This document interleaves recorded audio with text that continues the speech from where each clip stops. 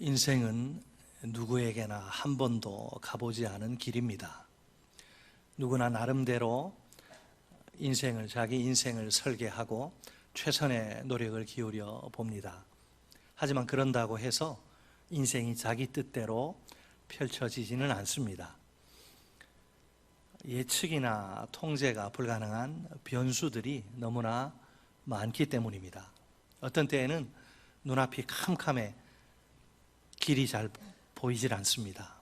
또 어떤 때에는 올바른 길로 가고 있는지 확신할 수 없어 불안합니다. 실패와 좌절이 마치 나그네의 보찜, 등짐처럼 곁을 떠나질 않습니다. 그렇다 해도 중간에 포기할 수는 없습니다. 반드시 이 길을 끝까지 걸어가야 합니다. 이 삶을 어찌하든지 살아내야 합니다. 이것이 이 세상 모든 인생들에게 주어진 무거운 숙명입니다. 오늘 본문은 우리에게 한 줄기 빛을 선사합니다. 이 빛은 인생의 불확실성과 한계를 뛰어넘는 소망입니다. 하나님이 우리 인생을 인도하시니 우리는 모든 상황 속에서 항상 안전합니다. 오늘 본문은 사람의 계획과 주님의 결정을 다룹니다. 우리가 자기 인생을 계획하지만 그 길을 인도하시는 분은 하나님이십니다. 오늘 본문은 크게 세 단락으로 나누어서 살펴볼 수 있습니다. 첫째 단락은 1절로 4절인데 그 내용은 사람의 경영과 주님의 경영입니다. 먼저 본문 1절 말씀입니다. 마음의 경영은 사람에게 있어도 말의 응답은 여호와께로부터 나오느니라. 아멘. 표면적으로 피상적으로 보면 이런 뜻입니다. 사람이 많은 계획을 짠다고 해도 최종적인 결정은 하나님이 하신다. 이와 같은 질문을 던져보는 것도 가능합니다. 사람의 경영은 헛된 것이고 사람의 노력은 무의미한 것이다. 본문을 자세히 들여다보면 그렇지 않다는 것을 알 수 있습니다. 마음의 경영과 말의 응답이 짝을 이룹니다. 또 사람에게 있어도와 여호와께로부터 나오느니라가 한 쌍입니다. 남은 것은 마음의 경영과 말의 응답이 어떻게 서로 연결되는가 하는 점입니다. 마음의 경영에서 이 경영은 기본적으로 질서 있게 배열하다란 동사에서 나옵니다. 예를 들면 이렇습니다. 전투 대형의 배열, 제물을 위한 제사 때 제물을 위한 나무의 배열, 법정에서 자신의 입장을 변호하는 말의 배열. 그러니까 경영은 치밀한 생각의 결정체라고 볼 수 있습니다. 쉽게 몇 번 대충 생각해서 된 것이 아닙니다. 생각하고 또 생각해서 나온 것입니다. 그 모든 생각은 누구에게 속해 있어요? 사람에게, 우리에게 속해 있습니다. 그리고 이행에서 말의 응답이란 히브리어 단어는 혀의 대답이에요. 혀의 대답. 이것은 15장 23절에 입의 대답과 그 의미가 동일합니다. 상황에 일치하는 적절한 대답입니다. 따라서 말의 응답은 어떤 일의 최종적인 성취 상태를 설명하는 것이 아닙니다. 마음속에 있는 이 생각이 적절하고 효과적인 말로 표현되는 것을 뜻합니다. 정리하면 이렇습니다. 사람이 마음속에 계획을 세운다. 그 계획을 가장 적절하고 효과적인 말로 표현할 수 있는 능력은 하나님이 주신다. 결국 사람이 계획해도 그 성취는 인간의 능력 밖에 있다, 이런 의미가 아닙니다. 바른 말을 선택하는 것은 주님께 있다는 뜻입니다. 본문 2절에서는 사람의 행위와 심령의 감찰이 대비를 이룹니다. 사람의 행위는 겉으로 드러나는 외면적인 것이고 심령의 감찰은 속에 있는 내면적인 것이죠. 사람들은 누구나 그래요. 사람들은 언제나 자신의 어떤 행위를 정당화하는 경향이 있습니다. 그래서 행위의 평가에는 늘 분쟁의 여지가 있습니다. 자기를 칭찬하고 높이는 경우에는 어떻게 해요? 다들 좋아하죠. 반대로 자기를 비난하거나 낮추는 경우라면 반발합니다. 여기서 깨끗하다는 제물과 연관해서 올리브 기름이나 향품에 사용됩니다. 잠언에서는 주로 윤리적 순결성, 하나님 앞에서 깨끗한 삶, 윤리적 순결성을 가리킬 때 사용됩니다. 하나님은 모든 것을 진리를 따라 평가하십니다. 그렇기 때문에 사람들의 모든 주장과 행동을 액면 그대로 그 사람의 말 그대로 받아들이시지는 않습니다. 사람 속에 있는 왜 이 사람이 이런 주장을 하고 행동을 하는가, 그 동기가 있죠. 이유가 있죠. 안 있던 굴뚝에 연기 안 나잖아요. 굴뚝에 떼니까 연기가 나는 거지. 어떤 주장을 하고 행동을 할 때는 그 마음의 동기가 있죠. 사람 속에 있는 동기까지 하나님이 살피십니다. 여기서 감찰하다는 하나님이 저울로 달아보는 거, 저울질하다, 심령을 저울질한다. 하나님의 저울에 딱 달아서 근수를 재는 거죠. 저울질하다. 즉 주님은 인간이 자신의 동기에 대해서 평가하는 것보다 더 온전하게 평가합니다. 평가하시죠? 여러분, 인간의 평가는 다 그래요. 인간의 평가는 항상 오류의 가능성이 있습니다. 잘못될 수 있어요. 왜? 인간 자체가 불완전한 존재이기 때문에 어쩔 수 없습니다. 그러나 주님의 평가는 다릅니다. 아주 정확합니다. 한치의 오차도 있을 수 없습니다. 그 평가 앞에선 아무도 감히 그렇지 않아요 이렇게 다른 목소리를 낼 수 없습니다.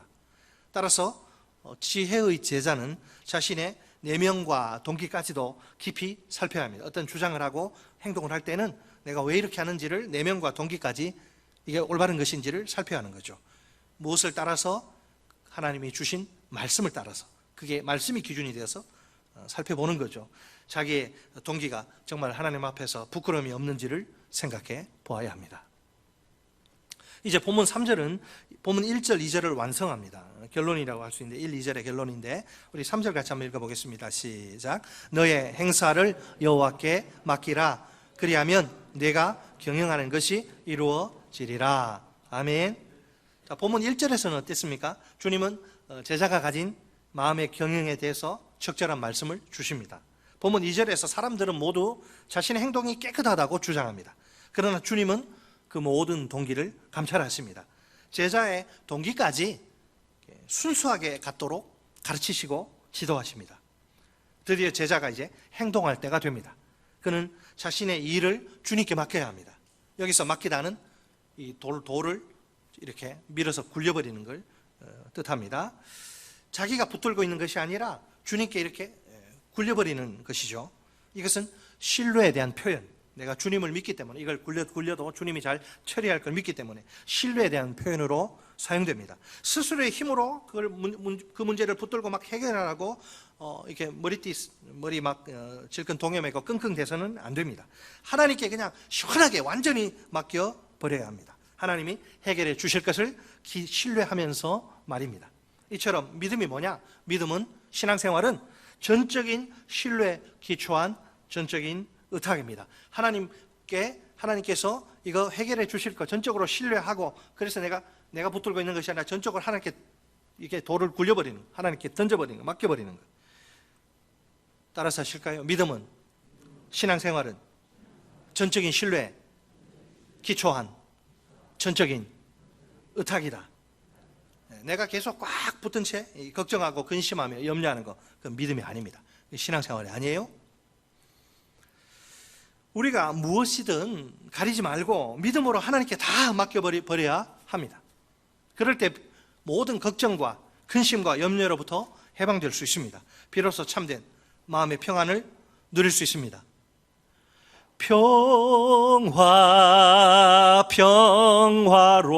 평화로다 하늘 위에서 내려오네. 전적으로 주님을 신뢰하고 전적으로 주님께 의탁하는 자만이 누릴 수 있는, 여러분, 이 평안 아십니까? 본문 3절, 일행의 행사는 이행에서 내가 경영하는 것으로 심화됩니다. 행사는 외적인 일이죠. 내가 경영하는 것은 계획이요 내적인 생각입니다. 주님은 우리가 생각하고 계획한 것을 이루어 주실 것입니다. 언제? 그때가 언제입니까? 우리가 일을 할 때입니다. 무슨 일을 할 때? 우리의 한계를 알고 기도하며 주님께 탁 던져버릴 때, 맡길 때예요. 자, 그러면 본문 1절에 사람의 마음의 경영에 대한 주님의 응답은 무엇입니까? 우리 다 같이 본문 4절 말씀을 한 목소리로 읽겠습니다. 4절 시작. 여호와께서 온갖 것을 그 쓰임에 적당하게 지으셨나니 악인도 악한 날에 적당하게 하셨느니라. 아멘. 하나님께는 버릴 게, 이거 쓸모없어서 버릴 게 없다는 게, 다 쓸모가 있다. 하나님. 악인도, 심지어 악인도, 못된 악인도 다 필요가 있는 거예요. 사람의 이 마음의 경영은 세상 만사에 대한 응답으로 연결됩니다. 그렇지만 여호와께서 온갖 것을 그 쓰임에 적당하게 지으셨다, 이 문장의 의미를 파악하는 것은 쉽지 않습니다. 이행과 연관 지어서 이렇게 이해할 수 있습니다. 우주에는 모든 것이 목적이 있다. 심지어 악인도 그러하다. 아니면 뭐 이런 식으로 이해할 수도 있습니다. 하나님은 일에 적절한 순서, 응답을 따라서 모든 것을 만드셨다. 자, 이행을 보세요. 4절 이행. 악인도 악한 날에 적당하게 하셨느니라. 아멘. 하나님이 악인들을 환난의 때에 심판하실 것이라, 이런 관점을 제시합니다. 환난의 때를 위하여 악인들을 창조하여 두셨다는 원리가 아닙니다. 이 구절은 예정론을 다루고 있지 않습니다. 그 대신 현재 이 세상 모든 질서에 대한 하나님의 절대 주권을 강조합니다. 얼핏 보면 지금 악인들이 얼마나 잘 먹고 잘 살아요? 떵떵거리고, 의인들은 막 핍박받고 가난하고, 막 얼핏 보면 악인들이 아무런 그 통제도 받지 않고 고삐 풀린 망아지처럼 막 아무런 통제도 받지 않고 제멋대로 막 길길이 날뛰는 것 같아요. 그들의 세상 같아요. 하지만 그들 역시 하나님의 통제 속에, 하나님의 손안에 있습니다. 언제까지나 그런 식으로 악한 행동을 일삼을 수 없습니다. 여러분, 때가 되면 하나님이 틀림없이 철저하게 심판하실 것입니다. 우리의 심령을 감찰하시는 하나님이십니다. 우리가 이 하나님 앞에서 부끄러움이 없는 삶을 살아야겠습니다. 어떤 일을 계획하고 추진하던 그 동기가 중요합니다. 동기가 깨끗해야 합니다. 주위 사람들은 속일 수 있어도, 저도 잘 속습니다. 여러분 보세요. 잘 속게 생기지 않았습니까? 잘 속아요. 저도. 하나님은 다 아십니다. 척 이렇게 못해요. 하나님 앞에서는. 아울러 우리가 경영하는 것을 이루시는 하나님이십니다. 우리의 행사를 온전히 하나님께 맡겨야 하겠습니다. 사람을 의지하지 말고 하나님만 의지해야 합니다. 사람이 이루는 게 아니라 하나님이 이루시기 때문입니다. 둘째 단락 5절로, 본문 5절로 7절 내용이 뭐냐면 사람의 기준과 주님의 기준. 여러분, 사람의 기준과 주님의 기준이 달라요. 여기에는 하나님이 미워하시는 거 사람은 좋아할 수 있어요. 그리고 하나님이 기뻐하시는 거 사람은 싫어할 수 있어요. 중요한 것은 누가 미워하고 누가 기뻐하는 거예요. 사람이 미워하고 사람이 기뻐하는 그게 중요한 게 아니고 하나님이 미워하고 하나님이 기뻐하는 거, 그게 중요한 거예요. 또한 여기 사람의 계획과 주님의 인도하심도 등장합니다. 주님의 기준이요 얼마나 분명한지 몰라요. 애매모호하거나 흐리멍텅하거나 그러지 않아요. 얼마나 분명한지 몰라요. 사람의 기준이 아니라 주님의 기준이 중요합니다. 우리가 따라야 할 것은 당연히 주님의 기준입니다. 주님이 싫어하면, 주님이 미워하면 사람들이 아무리 좋아해도 우리도 미워해야 되고, 주님이 기뻐하면 사람들이 다 싫어하고 선택하지 않아도 우리는 기뻐하고 선택해야 되는 거예요. 자, 본문 5절 보세요. 본문 5절은 하나님의 미래적 심판입니다. 마음이 교만한 자는 장차 하나님의 벌을 면하지 못할 것입니다. 우리는 교만한 자가 되면 안 되죠. 본문 6절은 과거의 죄에 대한 용서입니다. 인자와 진리로 말미암아 과거의 우리 죄가 용서받게 됩니다. 본문 7절은 현재의 화해, 미래 심판, 과거의 죄 용서, 현재 화해, 하나님을 기쁘시게 하는 자가 있어요. 그러면 오늘 하나님이 원수와 더불어 그 사람이 화목하게 만드십니다. 놀랍지 않습니까? 잠언에서 주님은 교만한 자를, 교만한 인간을 가장 미워하십니다. 아주 지긋지긋하게 혐오하십니다. 성경에서 교만이 어떻게 나타나니까 입으로, 눈으로, 마음으로, 심령으로 이게 연관되어서 나타납니다. 본문 5절에 나오는 교만한 자 한번 보세요. 교만한 자는 자신이 유한한 존재, 부족한 존재라는 사실을 잊어버립니다. 겁없이 주님을 거역하는 죄를 범합니다. 따라서 그는 용서받을 수 없습니다. 피차 손을 잡을지라도 벌을 면치 못합니다. 인간은 누구나 불완전한 존재입니다. 그 지혜와 능력이 제한되어 있습니다. 그래서 하나님을 의지하지 않고서는 온전한 삶을 살 수 없습니다. 그런데 교만한 자는 이 사실을 인정하지 않습니다. 하나님을 의지하지 않습니다. 오직 자기 자신의 지혜와 능력, 부, 재산 이런 걸 의지합니다. 참으로 어리석은 자가 아닐 수 없습니다. 사실을 말하자면 하나님이 보실 때 교만은 패망의 선복입니다. 거만한 마음은 넘어짐의 앞잡이입니다. 어떤 경우에라도 교만은 우리가 기필코 피해야 할 큰 죄입니다. 자, 본문 6절에 보면 인자와 진리 나오죠. 기본적으로 이게 하나님의 속성입니다. 한 걸음 더 나아가 하나님의 백성이 그들의 삶에서 보여야 할 헌신을 말하는데, 어떤 헌신? 하나님의 우리가 백성이라면 어려움 가운데 처한 연약한 사람들을 내버려 두지 말아요. 외면하지 말아야 합니다. 의무의 범위를 넘어서서 그들에게 선한 사마리아인처럼 필요한 도움을 주어야 합니다. 여기에서는 사람이 약자에게 베풀어야 하는 인자함과 진실함을 말합니다. 곧 진실한 인자함을 가리키는 거예요. 하나님의 인자와 진리가 아닙니다. 죄악은 단지 제사, 잠언의 그 세계관에서 보면 이 죄악이라고 하는 것은 단지 제사 제도 자체로 속함을 받지 못합니다. 상한 심령으로 그 죄인이 하나님 앞에 자기 죄를 회개해야 합니다. 회개는 또한 열매를 맺어야 되는데, 어떻게? 이웃에 대한 사랑으로 그 회개가 진실한 것임을 증명해야 되고 열매를 맺어야 합니다. 속함을 받는다는 이 단어는 제사 제도의 전문 용어인데, 반드시 그 제사로 끝나는 게 아니에요. 이거는 윤리적인 삶의 실천, 이웃사랑, 이런 삶의 실천과 연관돼요. 이게 따로따로 노는 것이 아니고. 자, 본문 5절에 하나님이 가장 미워하시는 교만의 문제를 다루죠. 6절은 어때요? 하나님을 경외하면서 인자와 진리로 사는 삶, 이웃에게 사랑을 실천하는 삶, 이웃을 섬기는 삶, 이것을 언급하는 거예요. 이제 본문 7절은 하나님이 교만을 미워하시는데 우리도 교만 미워해야 되고, 하나님 기뻐하시는 일이 뭐냐? 우리도 기뻐해야 돼요. 본문 7절은 하나님이 기뻐하시는 일을 소개합니다. 사람의 행위는 어근에 있어서 길입니다. 길, 사람이 다니는 길, 하나님이 그 길을 기뻐하신다. 이게 무슨 뜻일까요? 하나님이 그분의 거룩한 임재로 함께 하셔서 복을 내려주신다, 이것을 의미합니다. 자, 7절의 이행은 이제 원수와 화목하게 되는 은총, 원수와 여러분 화목하게 되는 은총이 구체적으로 제시됩니다. 이것은 하나님의 특별한 은총입니다. 어떻게 원수와 화목하게 될 수 있을까요? 사람의 힘으로는 도저히 불가능한 일입니다. 여러분, 이 박수라는 게 손뼉이 마주쳐야 소리가 나잖아요. 아무리 이 사람이 죄 용서해달라고 해도 이 사람이 안 보면 이게 합의 안 되니까 소용없어요. 화해가 안 됩니다. 야, 막 그렇게 용서해달라고 했는데 용서 안 하더라고요. 용서 안 하고 끝까지 그 막 온유월의 그 서리빨, 나 당신 나 용서할 수 없다. 그러니까 이게 원수와 화해하는데 이거는 할 수 없어요. 도저히 불가능해요. 우리 힘으로는. 원수는 이미 그 마음 깊은 곳에 원한이 그냥 뿌리 박힌 그런 사람이 아닙니까? 원한이라고 하는 것은 쉽게 사라지는 게 아닙니다.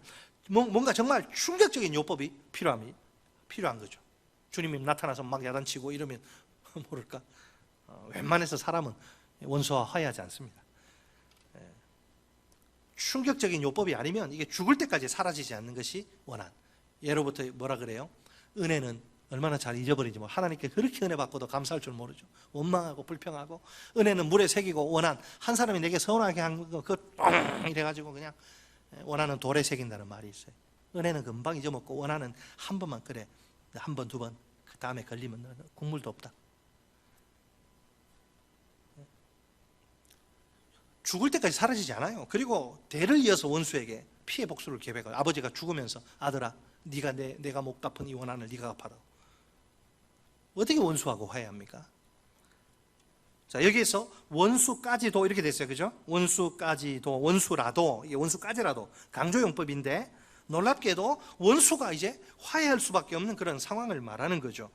여러분, 하나님을 사랑하는 백성들, 내적인 평화로 충분하지 않습니다. 원수가 있기 때문에 하나님이 그 위험한 원수의 위협까지도 싹 제거해 주실 것입니다. 그래서 원수와도 화목하게 지내는 화평의 복을 누리게 하실 것입니다. 마지막 셋째 단락, 본문 8절로 9절 내용이 뭐냐? 사람의 계획과 주님의 인도하심. 자, 이게 오늘 주제입니다. 사람의 계획과 주님의 인도하심. 자, 본문 8절은 비교 잠언인데 이미 앞에서 나온 잠언과 유사합니다. 주님은 의인에게 의인이라고 해서 물질적 보상을 약속하시진 않아요. 의인이라고 잘 사는 게 아닙니다. 물질적으로. 의인도 적은 소득으로 살 수 있습니다. 또한 악인이요, 아무리 악을 행해도 많은 소득을 가지고 살 수 있습니다. 고급 정보 이용해서 막 부동산 투기해서 떼돈 벌고 그렇게 부자로 살 수 있어요. 그렇지만 주님을 경외함으로써 적은 소득을 올리며 의롭게 사는 것이 온갖 불법을 자행하면서 많은 소득을 올리는 것보다 낫습니다. 왜냐하면 불의의 재물은 자기를 죽음에 빠뜨린 아주 위험한 흉기고, 불의의 재물은 흉기예요. 그것이 오래가지 않을 것이기 때문입니다. 그러니까 여러분, 하나님 앞에서 내 소득이 적으냐 많으냐 이게 중요한 게 아닙니다. 의롭게 사느냐 혹은 불의하게 사느냐 이게 중요한 거예요. 소득이 적어도 의롭게 살면 하나님이 기뻐하십니다. 반면에 아무리 소득이 많아도 불법을 행하면 하나님이 미워하십니다. 끝으로 본문 9절, 사람의 계획과 주님의 주권에 대한 최종적인 결론입니다. 사람의 마음이 자기의 길을 계획합니다. 여기서 계획하다는 긴 생각의 과정을 내포합니다. 자기의 길이 한 번밖에 없는 인생인데 잘 살아야 되지 않겠습니까? 사람 5년 계획, 10년 계획, 딱 은퇴 후에 내가 뭐하고 먹고 살아야 되나 막 다 그렇게 하죠. 자기 길에 대해서 심사숙고합니다. 그러나 그것만으로는 부족합니다. 그의 계획이 열매를 맺으려면 다른 무엇인가가 필요합니다. 뭘까요? 그것이 바로 하나님의 인도예요. 하나님의 인도. 자, 여기서 말하는 인도는 걸음을 확고하게 하다 이런 뜻인데, 하나님이 그의 걸음을 붙드셔서 확고하게 해 주십니다. 그 결과 그의 계획은 풍성한 열매를 맺을 수 있습니다. 하나님의 도우심이 없이는요, 한 걸음이라도 우리가 확고하게 나아갈 수 없습니다. 어떤 계획도 열매 맺을 수 없어요. 우리가 인생을 살면서 여러분 계획들 세우시지 않습니까? 우리가 인생을 살면서 여러 가지 계획들을 세웁니다. 그러나 그 계획의 성공 여부는 우리 손에 달려 있지 않습니다. 하나님의 손에 달려 있습니다. 그렇다면 하나님이 우리를 도와주셔야 합니다. 하나님의 손이 우리를 인도하셔야 합니다. 그러므로 우리는 항상 하나님의 도우심을 겸손히 간절히 구해야 합니다. 사실 이 하나님의 인도, 이게 무거운 주제인데요, 하나님의 인도는 우리가 다 이해할 수 없습니다. 많은 경우, 여러분 저도 경험하고 여러분 경험하죠. 솔직히 말해서 우리가 자신의 계획과는 전혀 다른 하나님의 인도를 경험하지 않습니까? 정확히 말하면 이 하나님의 인도는 도저히 이게 예상할 수가 없어요. 받아들이기도 어렵습니다. 그럼에도 불구하고 우리가 확실히 아는 사실이 한 가지 있지요. 하나님의 인도가 가장 완전하고 가장 완벽하다는 것입니다. 믿습니까? 내가 어설프게 세운 계획하고는 차원이 달라요. 따라서 하십니다. 하나님의 인도가 가장 완전하고 가장 완벽하다. 주님께 다 맡기세요. 예언자 이사야의 고백을 들어보세요. 이사야 55장 8절로 9절 말씀입니다. 이는 내 생각이 너희의 생각과 다르며 내 길은 너희의 길과 다름이니라. 여호와의 말씀이니라. 이는 하늘이 땅보다 높음 같이 내 길은 너희의 길보다 높으며 내 생각은 너희의 생각보다 높음이니라. 아멘. 바울의 고백도 있는데 이사야의 고백과 일맥상통합니다. 저는 이것을 이사야 고백의 신약 버전, 신약판 고백이라고 생각하는데, 로마서 11장 33절 말씀입니다. 깊도다 하나님의 지혜와 지식의 풍성함이요 그의 판단은 헤아리지 못할 것이며 그의 길은 찾지 못할 것이로다. 아멘. 실감이 안 나십니까? 요셉을 한번 보죠. 요셉과 제가 바울도 했는데 양이 많아가지고 바울은 뺐습니다. 여러분 요셉의 인생을 한번 보세요. 그는 하나님의 섭리를 믿는 훌륭한 신앙의 소유자입니다. 그러나 인간적인 눈으로 보면 기구하기 짝이 없는 인생입니다. 어린 나이에 한참 부모의 그 사랑을 받고 정서적으로 육체적으로 건강하게 자라야 할 그 나이에, 어린 나이에 친형의 그 형들의 손에 의해 노예로 팔린 그가 아닙니까? 그 바람에 숱한 고난을 겪게 되지 않습니까? 그런 고난, 형들이 나쁜 마음 먹고 팔지 않았으면 고난 겪을 이유가 없어요. 아주 생지옥 아닙니까? 생지옥이죠. 요셉의 인생. 인간적인 눈으로 보면 우여곡절 끝에 정말 천신만고 끝에 전적인 하나님의 은혜로 애굽의 총리 넘버 2, 애굽 그 대제국의 2인자가 돼요. 드디어 원수 같은 형들을 만납니다. 원수는 외나무 다리에서 꼭 만나요. 형들은 자신들의 악행이 떠올라 요셉 앞에서 사시나무 떨듯 벌벌벌 막 떱니다. 만약 복수심에 활활 불타는 요셉이 보복의 칼을 막 휘두르면 어떻게 될까요? 그들이 목숨을 부지하기 어렵겠지요. 놀랍게도 그때 요셉이 형들에게 한 말이 무엇입니까? 전혀 예측할 수 없는, 상상할 수 없는 그런 말을 해요. 요셉이 창세기 45장 5절 말씀입니다. 당신들이 나를 이곳에 팔았다고 해서 근심하지 마소서, 한탄하지 마소서. 하나님이 생명을 구원하시려고 나를 당신들보다 먼저 보내셨나이다. 아멘. 계속해서 7절로 8절 말씀도 있습니다. 하나님이 큰 구원으로 당신들의 생명을 보존하고 당신들의 후손을 세상에 두시려고 나를 당신들보다 먼저 보내셨나니 그런즉 나를 이리로 보낸 이는 당신들이 아니요 하나님이시라. 하나님이 나를 바로에게 아버지로 삼으시고 그 온 집에 주로 삼으시며 애굽 온 땅의 통치자로 삼으셨나이다. 여러분 어떻습니까? 형들이 나를 팔았고, 저 왼수 같은 형들이 나를 팔았고, 형들 때문에 내가 이렇게 되고, 이게 아니고 하나님이, 요셉의 인생의 주어는 하나님이, 하나님, 그 인생의 주인은, 주어는 하나님. 계속 하나님을 이야기하는 거예요. 이것은요 절대로 아무나 할 수 없는 가벼운 고백이 아니에요. 쉽게 입으로 툭 내뱉을 수 있는 그런 시시한 그런 고백이 아닙니다. 심지어 자신을 애굽으로 보낸 것은 형들이 아니라 하나님이라고 말하지 않습니까? 형들의 죄를 용서하는 동시에 자신을 향한 하나님의 그 섭리를 인정하는 겁니다. 하나님이 여기까지 나를 인도하셨다.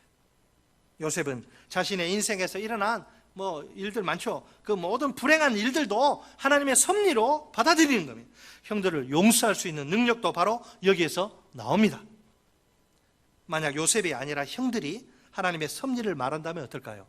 야, 요셉 너 출세했네. 야, 하나님의 섭리가 놀랍다. 우리가 너 팔아먹었는데 막.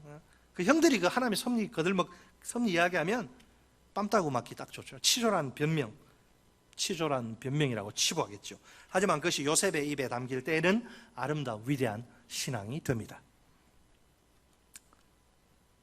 그런데 이게 요셉뿐만 아니라 우리 인생도 그렇고, 여러분, 우리는요 어떤 모든 상황 속에서 우리는 안전할 수 있고 하나님의 뜻이 이루어진다 확신할 수 있습니다. 요셉의 인생을 보고 또 바울의 인생을 보고 우리 이해하지 못하고 그런 일들이 일어나지만 그 당시에는 이해하지 못하지만 그런데 하나님은 우리 개인의 인생뿐만 아니라 교회의 앞길도 인도하십니다. 그분이 나의 주인이신 동시에 이 교회의 주인이시기 때문에 그렇습니다. 사람의 교회가 아니라 주님의 교회인 셈이지요. 특히 이때 하나님은 세우신 종을 인도의 도구로 사용하십니다. 지난번에 제가 성경적인 교회 사역 분담을 소개한 적이 있지요. 그때 목사의 일이 무엇인지 분명히 언급했는데 혹시 기억납니까? 성도들을 온전하게 하고, 그래야지 봉사의 일을 하고 몸된 교회를 세우니까 성도들을 온전하게 하고 준비하게 하고 기도와 말씀에 집중하며 리더십을 발휘하는 것입니다. 여기서 리더십을 발휘하는 것에 주목하세요. 정확하게 말하면 이렇습니다. 하나님이 각각의 교회를 위해 담임 목사를 세우신다. 그 담임 목사가 리더십을 발휘하게 하셔서 교회를 인도하신다. 결국 교회는 담임 목사가 아니라 하나님이 인도하십니다. 단지 담임 목사는 하나님이 마음껏 부리시는 종에 불과할 따름입니다. 담임 목사 입장에서는 올바른 리더십을 발휘하는 것이 대단히 중요합니다. 훗날 여기에 여러분 책임지는 거 아니에요? 아무도 책임지지 않아요. 여기 훗날 하나님이 여기에 대해서 제게 담임 목사에게 엄중히 책임을 물으실 것입니다. 그래서 많이 선생 되려고 하지 말라 그랬잖아요. 책임이 크기 때문에. 그래서 담임 목사는 하나님을 두려워하는 가운데 그분의 뜻을 잘 분별해야 합니다. 더욱 많이, 누구보다도 많이 기도해야 되고 누구보다도 많이 말씀을 묵상해야 하는 것이지요. 교회는 담임 목사가 이렇게 리더십을 발휘할 수 있는 환경을 제공해야 합니다. 물론 성도들 입장에서는 교회가 왜 이렇게 가지? 하나님이 교회를 왜 이렇게 인도하실까? 성도들 입장에서는 하나님의 인도가 이해되지 않을 수도 있어요. 인정합니다. 담임 목사인 저도 하나님의 인도가 이해되지 않을 때가 있습니다. 제 경험을 말씀드리면 여기 시간이 좀 상당히 필요합니다. 나중에 뒤돌아보면 그때 그랬구나, 하나님의 인도가 이해됩니다. 그러니까 막 조바심을 내거나 지금 이해 안 된다고 조바심을 내거나 안달을 할 필요가 전혀 없습니다. 그러나 중요한 것은 이해를 하느냐 하지 못하느냐가 아닙니다. 가장 중요한 것은 믿음입니다. 믿음. 다만 우리가 하나님의 인도의 믿음으로 순종하기만 하면 됩니다. 그러면 교회는 하나님의 뜻을 펼치는 위대한 도구로 멋지게 쓰임받을 수 있습니다. 지금 우리 삼양교회는 하나님이 인도하시는 중입니다. 누가 뭐라 해도 이것은 틀림없는 사실입니다. 수많은 증거들을 보세요. 조금 더 의심하지 마시기 바랍니다. 주께서 우리 모두에게 하나님의 인도를 믿는 믿음을 주시길 소망합니다. 우리 모두가 그 믿음으로 하나님의 손길을 볼 수 있으면 참 좋겠습니다. 한 걸음 더 나아가 한 마음 한 뜻으로 협력하면 더욱 좋겠습니다. 하나님의 종인 저도 좋은데 저를 세우신 우리 하나님은 얼마나 좋으실까요? 오늘 잠언을 통해 우리가 만나는 하나님 어떤 분이십니까? 하나님은 우리의 인도자이십니다. 사람이 하는 일이 있고 하나님이 하시는 일이 있습니다. 사람이 하는 일은 마음의 경영이고 하나님이 하시는 일은 말의 응답입니다. 사람이 하는 일은 마음으로 자기의 길을 계획하는 것이고 하나님이 하시는 일은 사람의 걸음을 인도하시는 것입니다. 모든 일의 성취는 사람에게가 아니라 하나님께 달려 있습니다. 하나님의 손이 성취의 비결입니다. 결정적으로 중요한 것은 하나님의 인도입니다. 다시 한번 강조하지만 우리가 하나님이 어떤 분이신지 정확히 알아야 합니다. 하나님은 우리의 인도자이십니다. 그런데 이것이 전부가 아닙니다. 아직 2%가 부족합니다. 우리의 삶은 꼭 우리의 행동으로 이어져야 합니다. 하나님이 원하시는 행동, 우리가 정말 하나님이 우리 인도자라고 고백했다고 하면 하나님이 우리에게 행동을 요구하시는데 그게 뭐냐? 행사를 여호와께 맡기는 것입니다. 다시 말해 우리의 지식은 우리의 실천으로 열매를 맺어야 합니다. 하나님이 기뻐하시는 실천은 우리가 하나님께 자신의 인생을 의탁하는 것, 맡기는 것입니다. 신앙생활이란 전적인 의탁을 낳는 전적인 신뢰입니다. 첫째로 우리가 우리 인생의 인도자이신 하나님을 전적으로 신뢰해야 합니다. 우리 인생의 모든 걸음을 하나님께 전적으로 의탁해야 합니다. 하나님과 함께 믿음으로 앞을 향해 한 걸음 한 걸음 내디뎌야 합니다. 그럴 때 하나님이 평생 요람에서 무덤까지 우리의 걸음을 세밀하게 인도하실 것입니다. 마침내 우리는 저 아름다운 천국에 무사히 도착하게 될 것입니다. 둘째로 우리가 우리 교회의 인도자이신 하나님을 전적으로 신뢰해야 합니다.